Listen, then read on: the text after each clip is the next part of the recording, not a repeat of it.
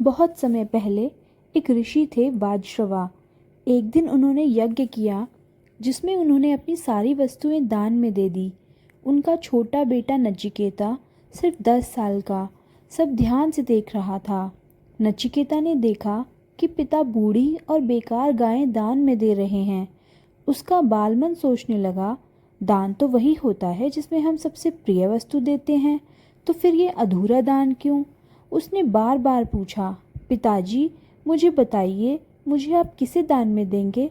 3 बार पूछा तो पिता क्रोधित हो गए और क्रोध में बोले, तुझे मैं मृत्यु को दान में देता हूँ। ये शब्द वचन बन गए। नचिकेता ने बिना भय के कहा, ठीक है पिताजी, मैं यमलोक जाऊंगा। वो अकेला छोटा सा बालक सत्य की तलाश में मृत्यु के द्वार तक पहुंच गया। 3 दिन तक यमराज घर पर नहीं थे। फिर भी नचिकेता ने बिना भोजन बिना जल धैर्य से प्रतीक्षा करता रहा। जब यमराज लौटे तो उस बालक की भक्ति, धैर्य और सत्यनिष्ठा देखकर प्रभावित हो गए।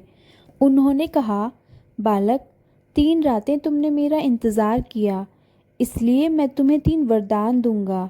नचिकेता ने पहला वरदान मांगा, मेरे पिता का क्रोध शांत हो जाए। दूसरा वरदान, मुझे अग्नि विद्या का ज्ञान मिले। और तीसरा वरदान, सबसे गूढ़, हे यमराज, मृत्यु के बाद आत्मा का क्या होता है? क्या वह रहती है या समाप्त हो जाती है? यमराज मुस्कुराए, बोले, नचिकेता, यह प्रश्न तो देवताओं के लिए भी कठिन है। पर नचिकेता अडिग रहा। उसने कहा, मुझे केवल सत्य चाहिए। अंततः यमराज ने उसे आत्मा का रहस्य बताया कि आत्मा कभी मरती नहीं, वह शाश्वत है, जन्म और मृत्यु से परे है।